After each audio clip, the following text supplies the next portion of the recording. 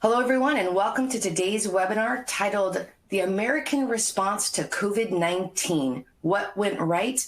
What went wrong? The webinar is part of the Coronavirus Virtual Event Series, and I'm Susie Valdez of Labroots, and I'll be your moderator for today's event. Today's educational web seminar is presented by Labroots. So let's get started. Before we begin, I want to remind everyone that this event is interactive. We encourage you to participate by submitting as many questions as you want during the presentation. To do so, simply type them into the Ask a Question box and click Send. We will answer as many questions as we have time for at the end of the presentation.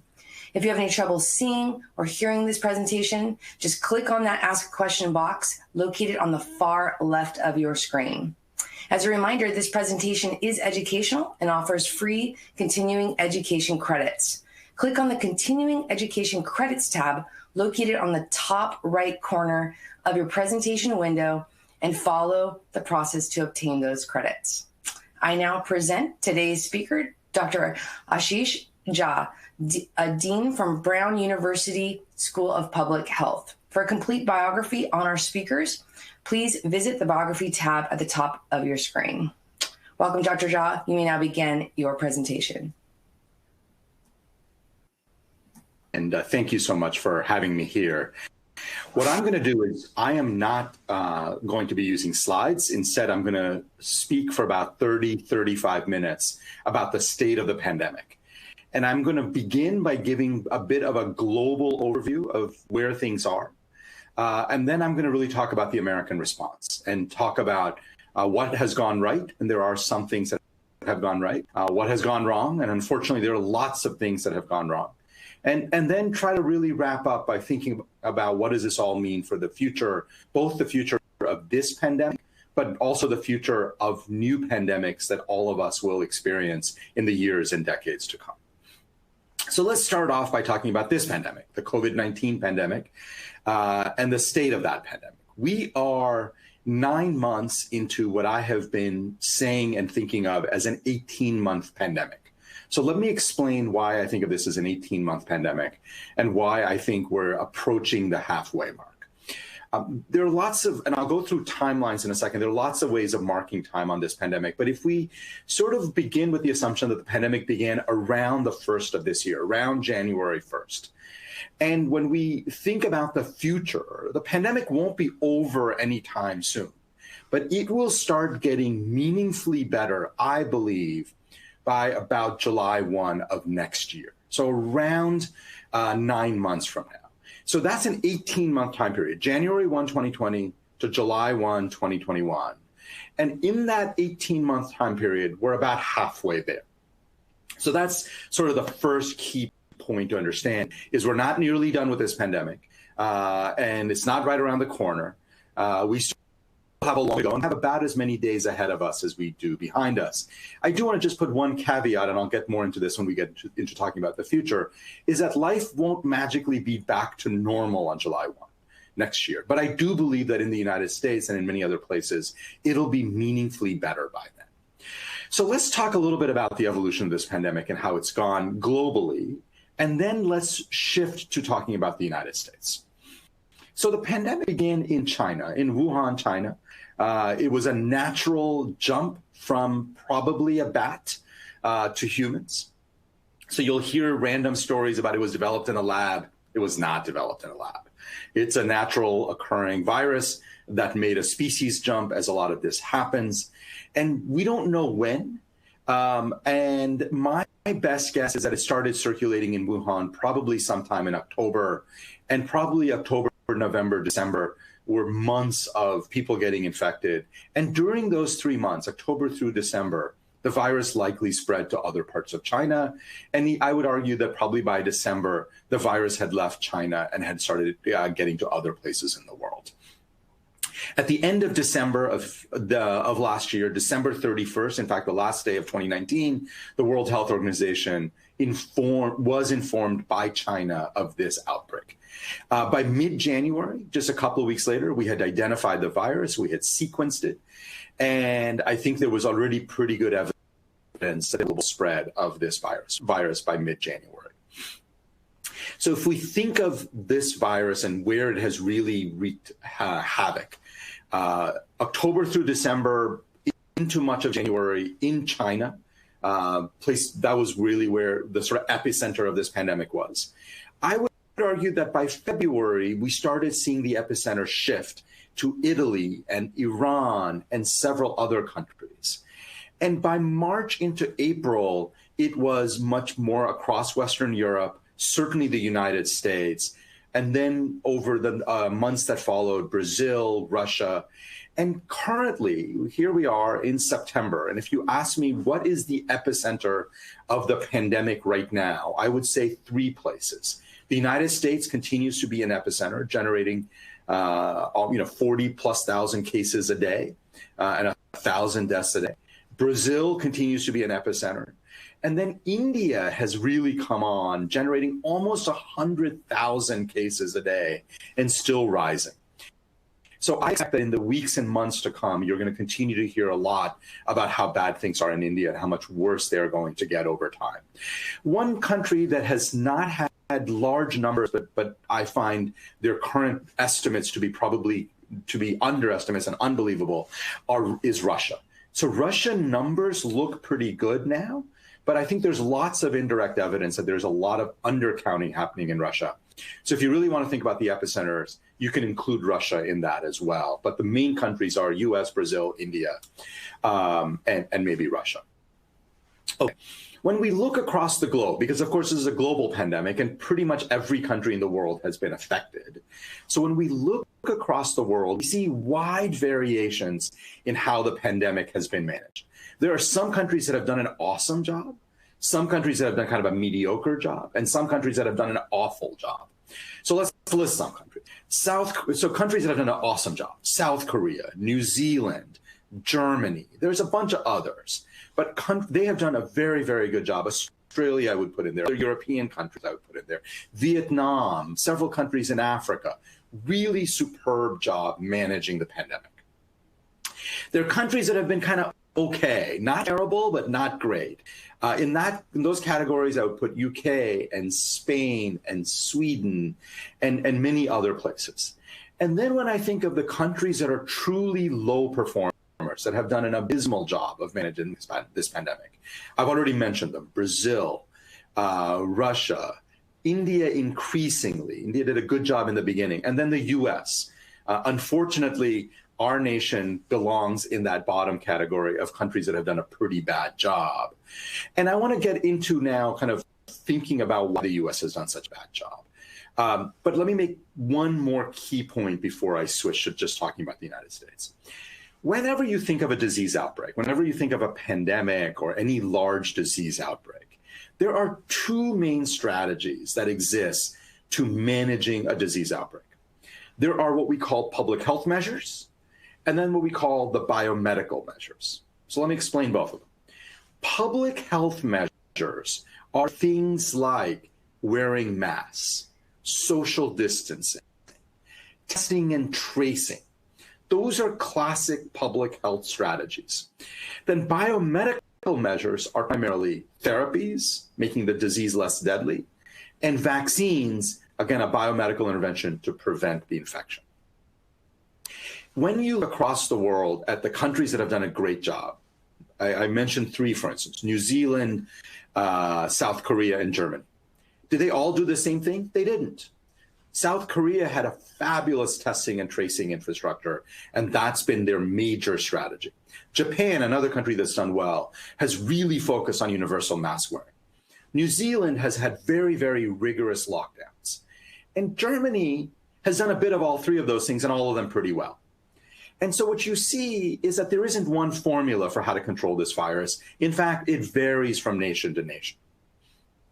Then when we come to the United States and ask how's America doing, and why is America doing so badly, I would argue the primary reason the United States has done so poorly is because we have largely not deployed those public health measures particularly effectively. And that's why, as a nation, we have more than 6 million cases, 200,000 Americans dead, number 1 in the world on both of those counts. All right, so I argued that America has done very poorly because we didn't deploy public health measures, and by all the metrics, we are number one in the world in terms of number of cases and number of deaths. Now, I'm actually going to make a slightly more nuanced argument, which is when you look at America, you don't see one pattern, you see two different patterns. So one of the major features of this pandemic and the response to it is that the US federal government largely decided that they were not going to take a leadership role and they were going to leave it up to states to figure out how to fight a global pandemic.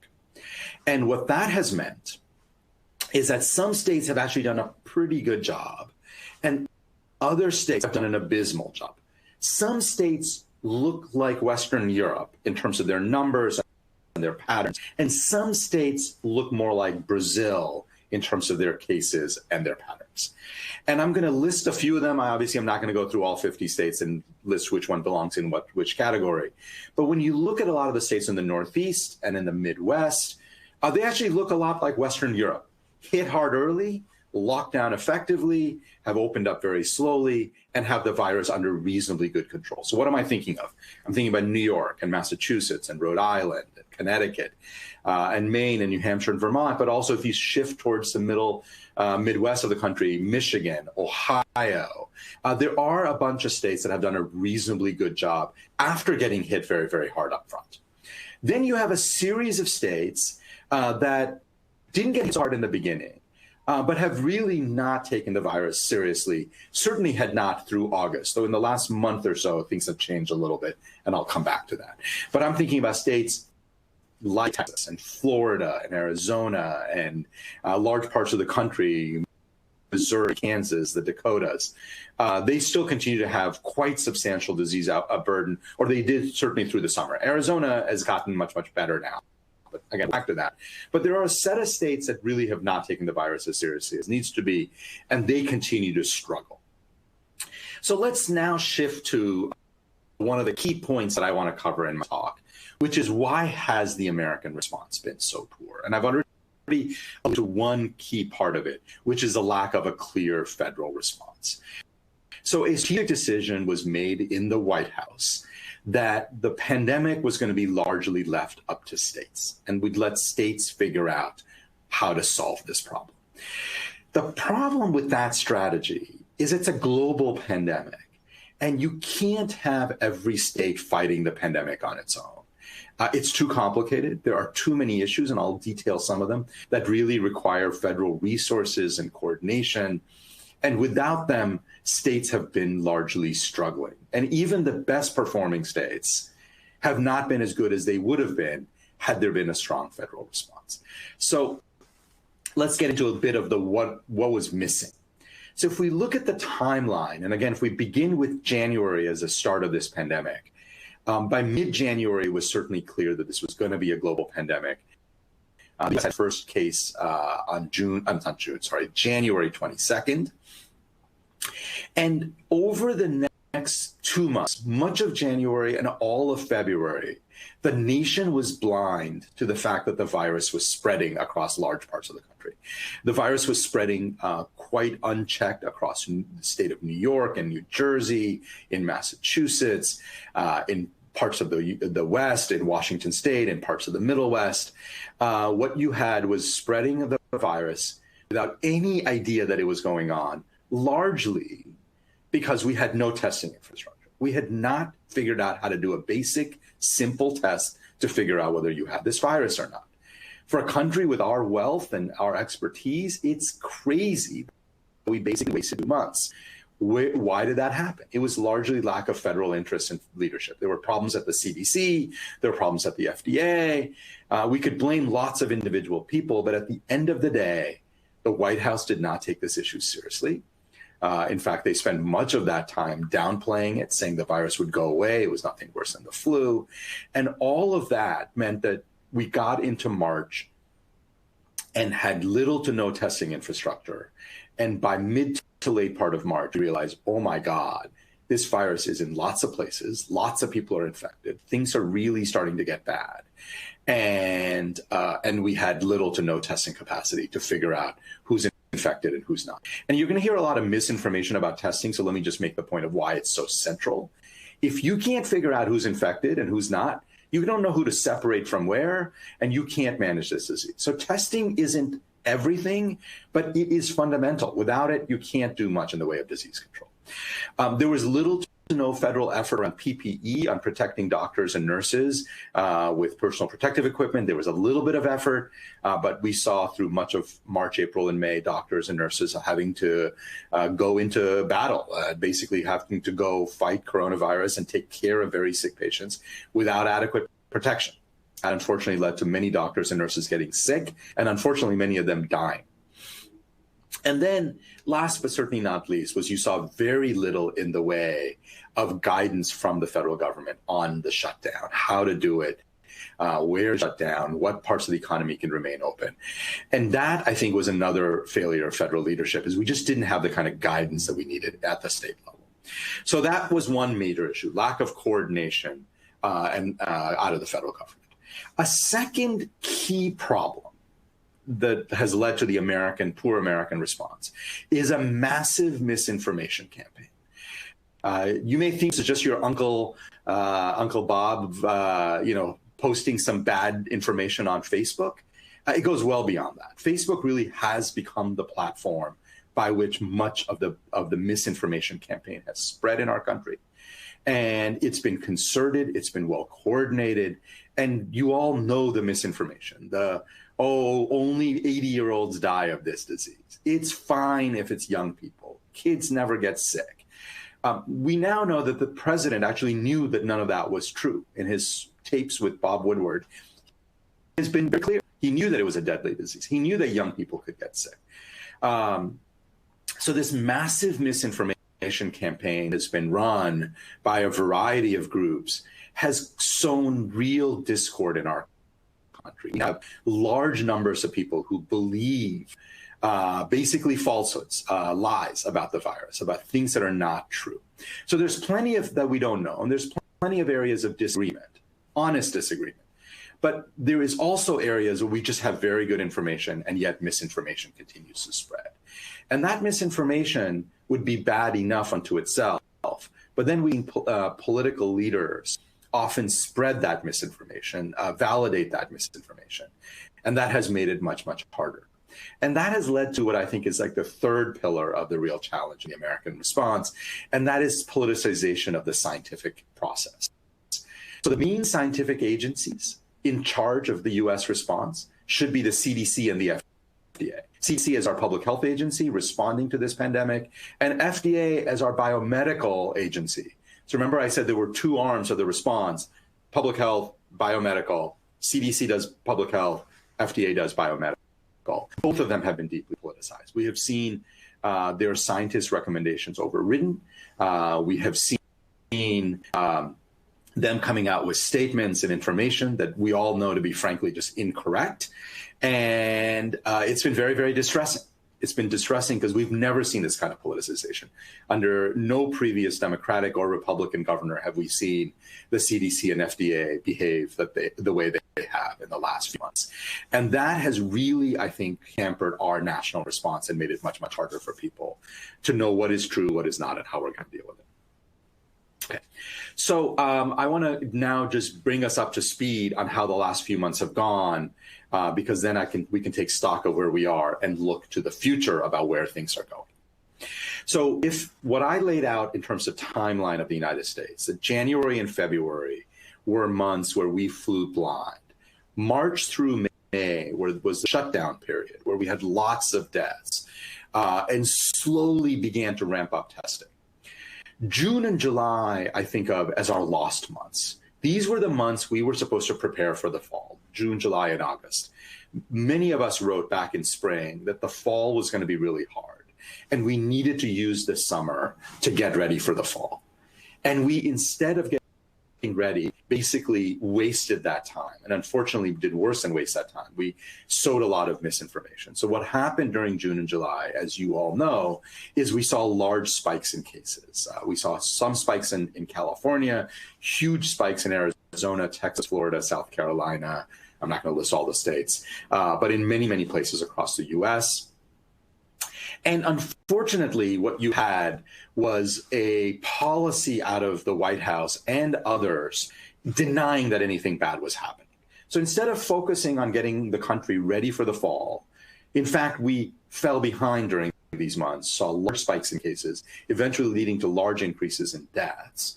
And yet you had things like the vice president penning an op-ed in the Wall Street Journal, I think one of the most shameful moments of our entire pandemic, when everybody knew things were getting much worse. He wrote a piece basically saying, don't worry, everything is under control. There's no second wave. This is all just because of increased testing. We all knew that wasn't the case. We all knew that these were going to lead to a lot more people getting hospitalized and dying, as obviously happened as we went into the rest of June and July. So finally, I would say by the end of July, realization that we couldn't just bluff our way through this virus and this pandemic. And you did see smart policy responses in Arizona, in Texas, in Florida, in the later part of July that led to what has been the cooling of those cases in August. So as we entered and have now come out of Labor Day, let's take a stock of where we are as a country, where things are going. So as we take a look, I would say there's some pieces of clearly good news. So let's talk about the good news first, and then we'll talk about the challenges and how we're going to overcome them.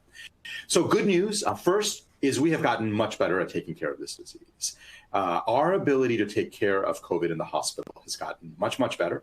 One, just because doctors and nurses have gotten better. Second is we have therapies. We have two therapies. One certainly is a strong, the other one a bit less clear. So the two therapies that we have that we didn't in March are remdesivir. That's a drug that was approved relatively early. We think it's pretty beneficial if you give it early. And then dexamethasone. And that really does look like it's really beneficial, especially for people who have advanced disease in terms of lowering mortality and lowering how much sicker they are. We now know, and have probably known since April, that masks work really well. That if there is universal masking, if most people are wearing masks, you really dramatically slow down infections. So that is good news. We didn't have that knowledge in February or early March. We do now. Third is we know where the virus tends to spread. This is something we have learned in the last few months. So what we have learned is a virus likes to spread indoors when people aren't wearing masks. Restaurants, bars, churches, lots of contexts where churches, people can wear masks, so that churches need not be one of those places. But restaurants and bars, one of the reasons they are so dangerous is it's hard to wear a mask at a bar because you're drinking. And so restaurants and indoor dining and bars have really been one of the major sources of spread. Being outdoors is relatively safe, Now, you could get into very packed outdoors without wearing masks, and that would be dangerous. But if you're outside and you're wearing masks, you are relatively pretty safe. We've learned that. I've already talked about therapies. And the other big advancement, and I will talk a little bit more about that, is vaccines. We are now probably somewhere between 2 and 6 months away from widespread availability of vaccines. 2 months away probably from identifying a vaccine, and probably 6 months, maybe a little longer away from widespread availability of a vaccine. So that's all good news. That's much better than where we were in March.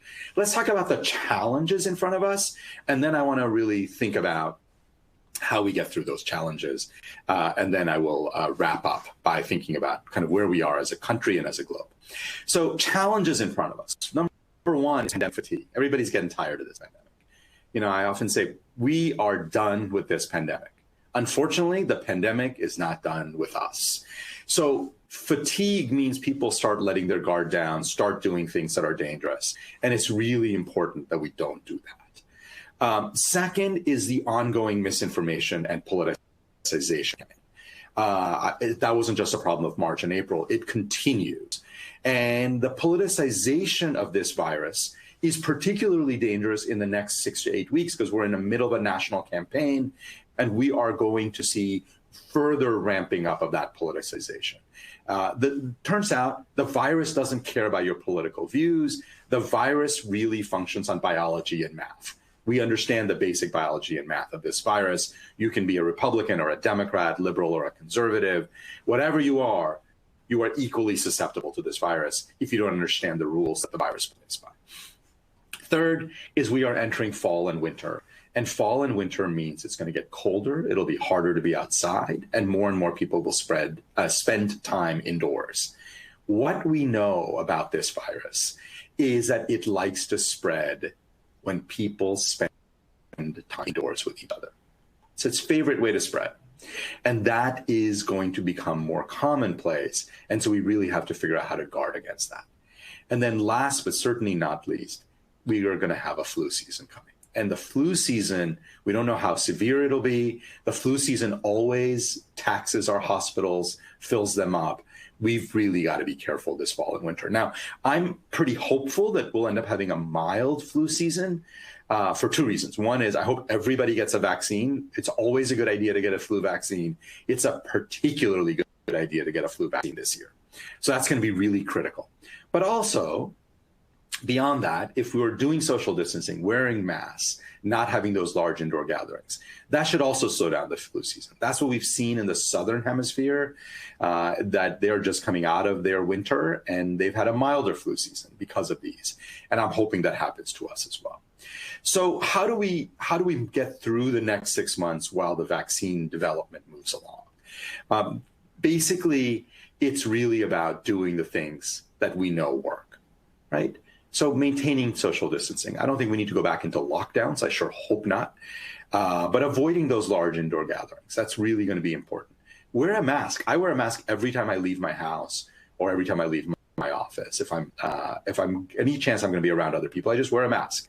It's not that hard. It's perfectly safe. And in fact, more than safe, it's really healthy for you to be wearing one because you protect other people. And there is now more and more evidence that you also protect yourself. Let's hope for more therapies. I am actually pretty optimistic. We may get one or two more treatments that end up being really useful. We will see over the next weeks and months what that looks like. The more therapies we get, that means that the disease will become less and less deadly, which will be great. And then let's really hope for that vaccine. So let's talk a bit about the vaccine, and then I will soon after that wrap up and think about the future. So the vaccine production is cooking along. So one of the things that people worry about is this going too fast? A typical vaccine can take up to a decade to develop. And here we are 9 months into a pandemic, and it feels like we're getting pretty close. We are getting pretty close. There's a couple of reasons why we've made so much progress. First, we didn't start from scratch. We actually started having a lot of knowledge about this kind of coronavirus because it's similar, not the same, but similar to the SARS virus that caused the 2003 SARS outbreak. And at that time, we had done a lot of great research on trying to develop a vaccine against that virus. Ultimately, we never ended up developing that vaccine, but we had a bunch of the information, bunch of the science worked out. And therefore, when this virus came into being, we were able to take that knowledge and turn it into a very rapid development of a vaccine against this virus. That's been hugely helpful. Second, we've had unprecedented coordination and cooperation within the scientific community. People often talk about American vaccine or Russian vaccine or German vaccine. There's no American vaccine. It's a scientific vaccine built by collaborators around the world. The Oxford AstraZeneca vaccine is developed by researchers at Oxford using science that has been developed across the world. And these things are all global. It's a scientific community together and doing extraordinary work. And so we've got to get away from thinking about things like the American or the German vaccine. There is only global scientific vaccines. And third, we've just moved very, very quickly to try to test these vaccines out. And my hope is that we're going to have identified a vaccine to be safe and effective sometime later in the fall or winter, November, December. Then we have to ramp up production. We've got to get vaccines out to hundreds of millions of Americans. And so within the United States, I expect that we will have widespread availability of a vaccine probably in the kind of April through June range. Some people will start getting vaccinated maybe even by the end of this year, probably healthcare workers, first responders, more high-risk groups by January, February.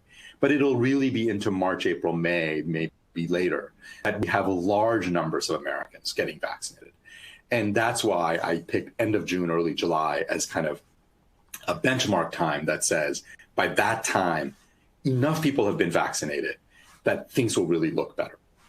This is, of course, all contingent on having a vaccine that works and is safe. So none of us know whether that's going to happen, but I am optimistic that that is going to happen.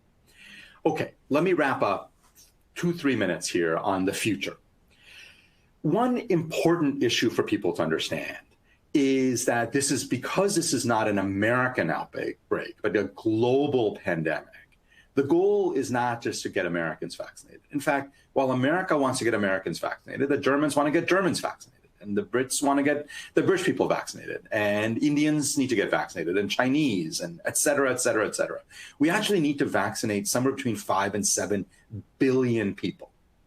That is an enormous, enormous challenge. We've never done anything like this. And just making that much vaccine is going to be very, very hard. But beyond making it, making sure that we actually have all the vials and all the cold chain and all the supply stuff that is necessary to take a vaccine developed in a lab and get it to a human being so it can be injected is an incredible logistical challenge. One way to think about it is taking us 9 months, 8 months to do a test on about 70, 80 million Americans. Testing is much, much easier than building and deploying a vaccine. So I would not underestimate the complexity of getting all Americans vaccinated and getting the whole world vaccinated. I think it'll be well into 2022 and maybe even longer before much of the world is vaccinated. Next key point is that you keep hearing politicians say, oh, the virus will go away. The virus will not go away. It will probably never go away. It will become endemic in many, many populations. What I mean by that is even with high levels of vaccinations in many places, not everybody will be vaccinated, not every community will be vaccinated. You'll see little outbreaks here and there. And they will infect people, and people will get sick, and some people will continue to die. Now, hopefully, as treatments get better and vaccines get better, those numbers get smaller and smaller. But we will be living with this virus for a long time. It is hard for me to imagine that we will completely eliminate this virus from the human population. We've only been able to do that with smallpox. It's very hard to do, and I don't expect that that's what's going to happen. Let me now talk about beyond this specific pandemic, how to think about where we are as a world and where we are going. We are entering an age of pandemics. While this is the biggest pandemic in 100 years, we are seeing more and more disease outbreaks across the world. The number of disease outbreaks, the number of large outbreaks has gone up substantially over the last 30 years. And I don't think that this is the last pandemic we're going to see anytime soon. I would not be surprised if within the next decade, there's another one. So let's talk about why, and then let's talk about what we can do to manage and prevent those. So the reason why I argue we are entering an age of pandemics is that we are seeing large-scale economic development of much of the world, China, India, countries across the African continent. Economic development is a good thing. It lifts people out of poverty. It brings people into a higher quality of life. It does all sorts of good things. Economic development also is often tied to and connected to environmental change. And environmental change often means people are interacting more with animals, that there is deforestation. And of course, the biggest environmental change issue of all which is climate change. Climate change, other environmental changes, means that we are going to be more and more exposed to these viruses. It's worth understanding that whenever you look at new outbreaks of diseases in human populations, they usually tend to come from animals. Mostly they're zoonotic. And so that is a major issue, that's why we're going to see more outbreaks. And then last but certainly not least is globalization. That incredible global travel means that a disease outbreak in one place can become a global outbreak very, very quickly, just as we saw with this virus. That is the future. That is the future. More disease outbreaks, more global disease outbreaks. I believe there's a lot we can do. I mean, obviously, we've got to address climate change. We're not going to change globalization. But we got to invest in surveillance systems, we've got to invest in science, and we've got to invest in ways of countering misinformation. Because misinformation is one of the biggest culprits that really slow down our ability as a nation and as a globe to fight disease outbreaks. We have an incredibly strong tool to fight these challenges, and that is the human brain. That is the ability of humans across the world to be able to creatively solve these problems. But that is only going to work if we work collectively and if we let science and evidence guide us. And that's the work we have to do. So let me wrap up here by saying thank you for having me. It has been an enormous challenge for our country and the world. The U.S. has not been a shining light of how you fight a pandemic, but we remain a country with incredible intellectual and financial resources, and we can be the leaders for how to prevent the next pandemic and really help the whole world get through the pandemic, this and the rest of and future pandemics. So thank you again, and I'm happy to stop and take questions and comments.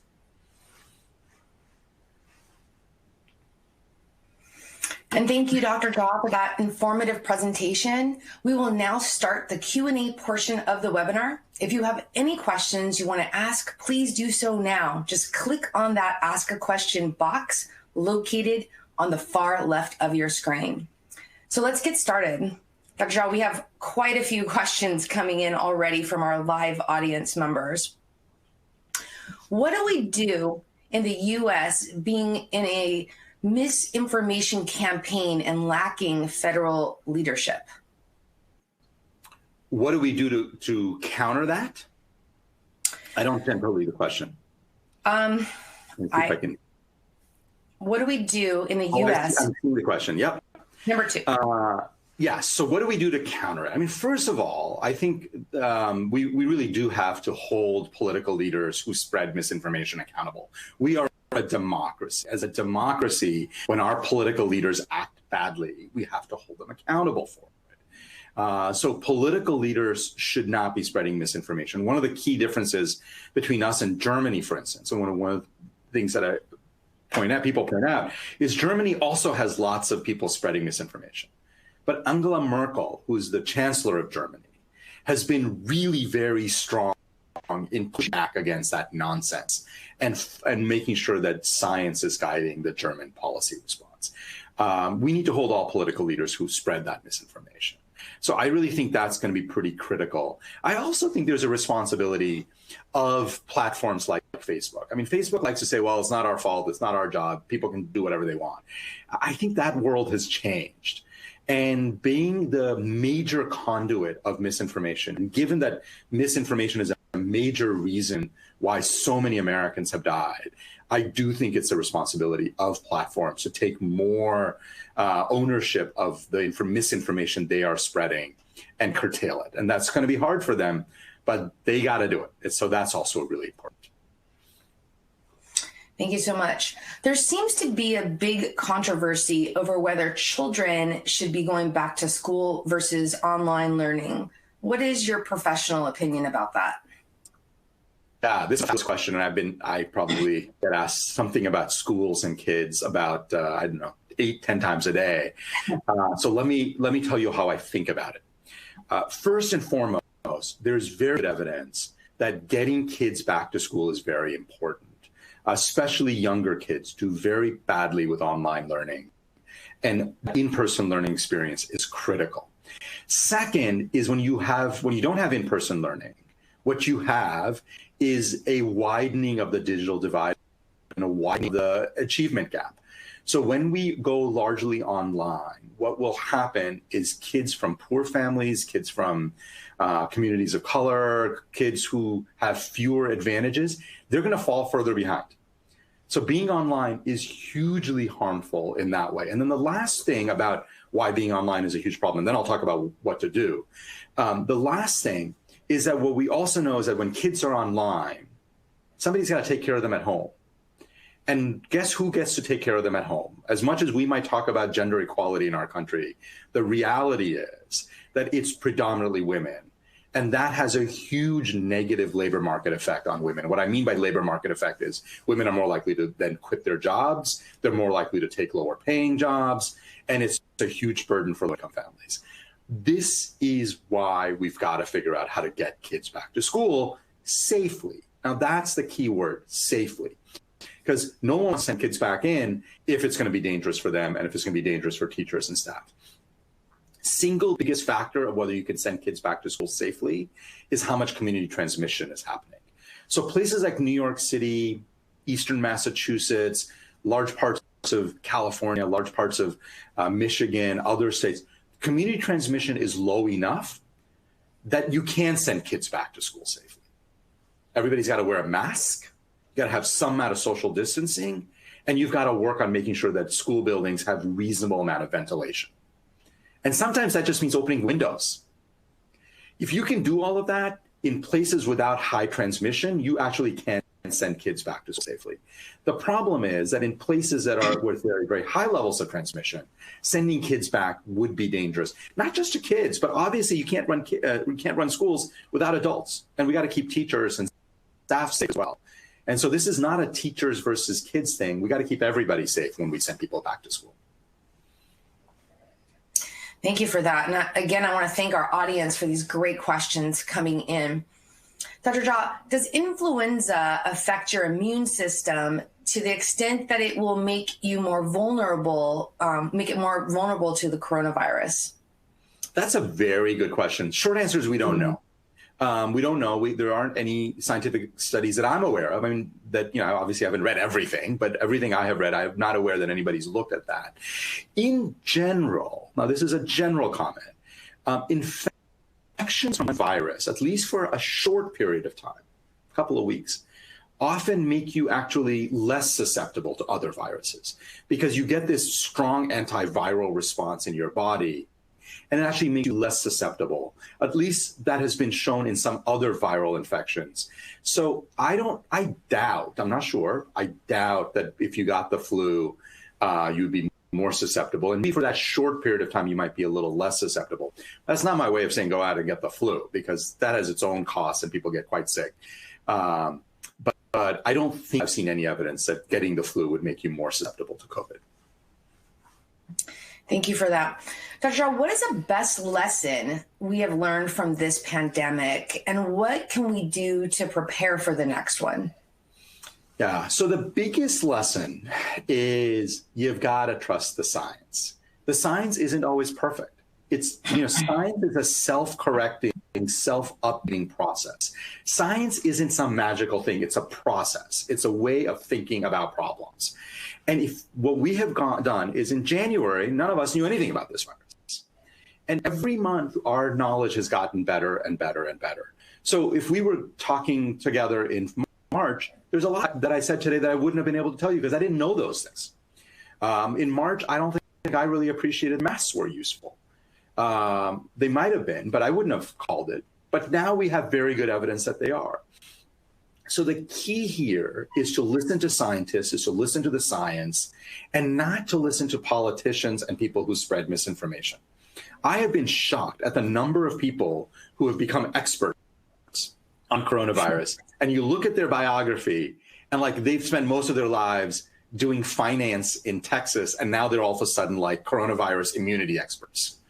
And the key here is you got to look at them with a lot of skepticism, right? So you'll see a lot of junk. You got to look up who these people are, what their expertise is. Usually, most of the people spreading misinformation don't really have much expertise. They're picking random facts out of a whole sea of information and trying to make a case. You didn't have a motivation behind it. What they're trying to do is they're really thinking about how do they get their business going, how do they, and that's what's motivating them. So what I would say for this pandemic and future ones is listen to the scientists.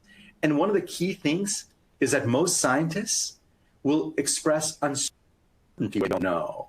And that's a key thing. If the person you're talking to always has all the answers, I probably wouldn't listen to anything they have to say. So listen to people who share with you what they know and what they don't know, because that's what scientists are trained to do, is to know what they don't know and how to communicate that effectively. Thank you for that. How long will studies take to determine whether prior infection confers immunity, and for how long? And this is a two-part question. There are numerous individuals who believe they had SARS-CoV-2 in late fall, early winter 2019. Isn't it possible that there was a different strain of mutation at that time? Great question. So let's talk about the first question first, which is what do we know about immunity? And then let's talk about what people might have had in the fall and winter.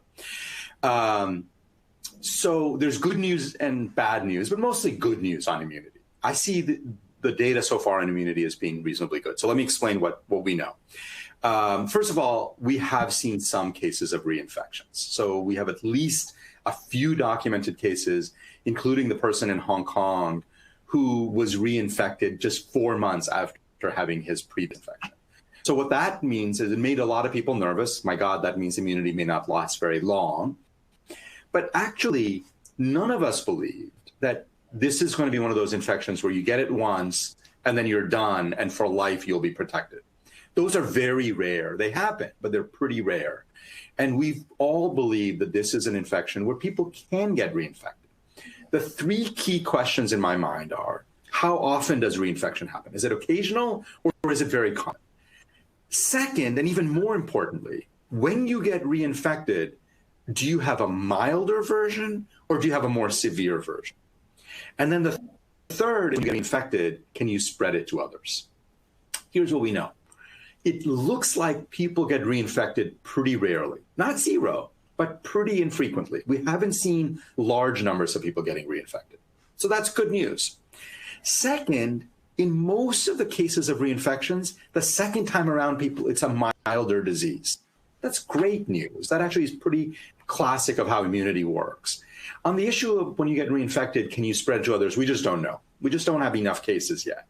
So reinfections are going to happen, but luckily they look like they don't happen a lot. And luckily so far, they don't look like they're more severe the second time.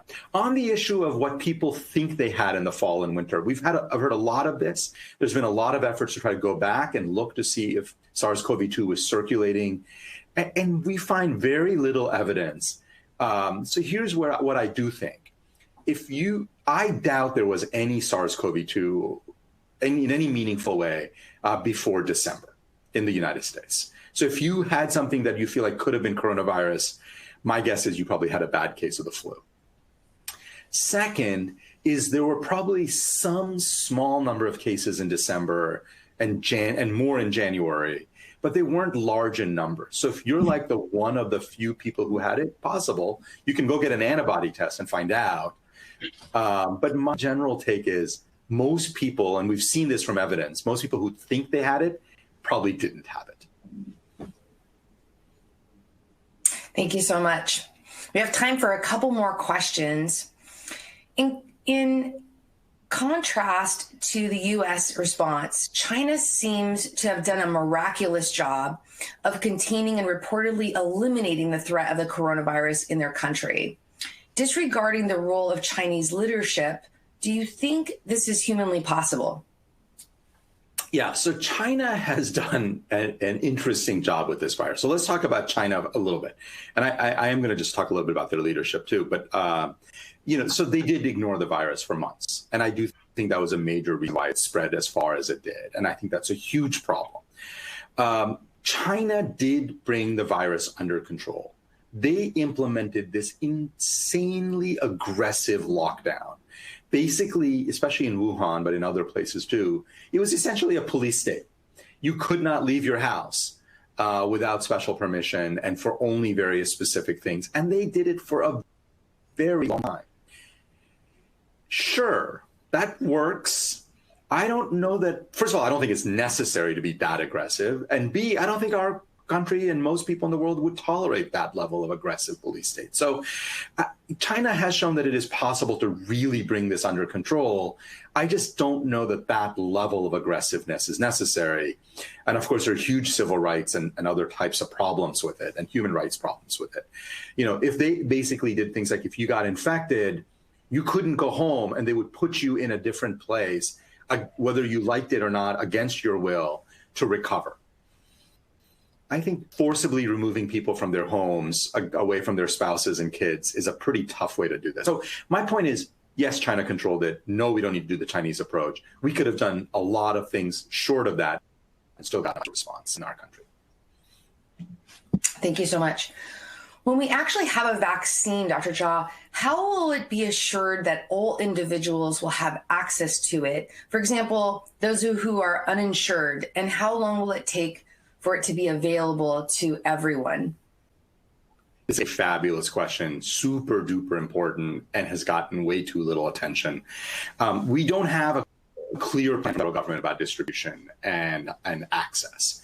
So it's going to be really important that we have broad access to this vaccine and that financial barriers are not there in terms of making sure we're vaccinated.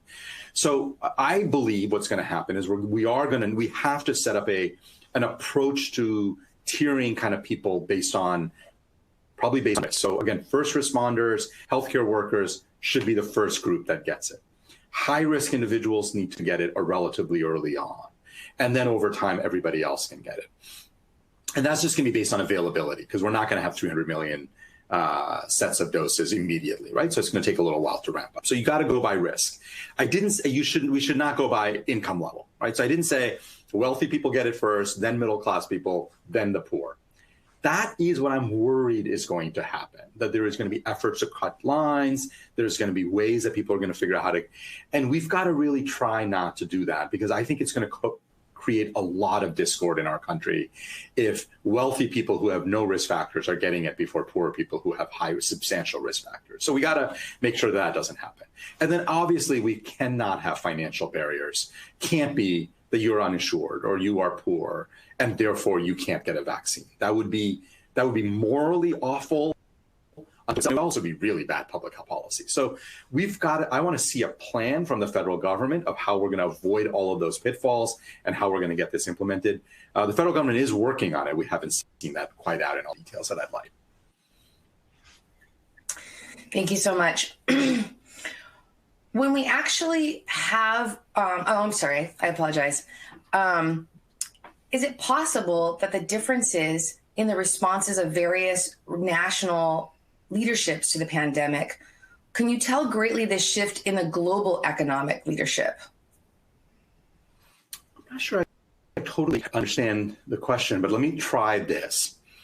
One is, first of all, countries that did a better job responding to the virus have had less economic damage. So that's one issue to think about. Second is, I do believe that as we emerge from this pandemic and we look back at who did well and who did poorly, we are going to rethink our mental model of who are the truly sophisticated advanced countries of the world. And America is not going to come out on top. This has done more damage to American reputation than possibly anything we've done in decades. Much of the world looks at us in shock and disbelief. I've talked to leaders across the world, and they mostly can't believe how badly America is doing. We have done enormous damage to our reputation. That reputation effect is going to have spillover effects on our economic power, on our political power. We are going to come out a much, much, much weaker country because of our response to this pandemic. So I do think that the pandemic response will end up translating into both economic and political power response, and it will end up shaping the way the world looks at us in the years and decades to come. Thank you so much, Dr. Jha. Again, I want to thank our audience members for these great questions. We have time for one more question. Dr. Jha, clearly the federal government has made some mistakes. We can't turn back time.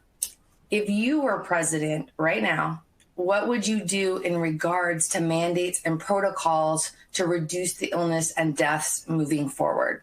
Yeah.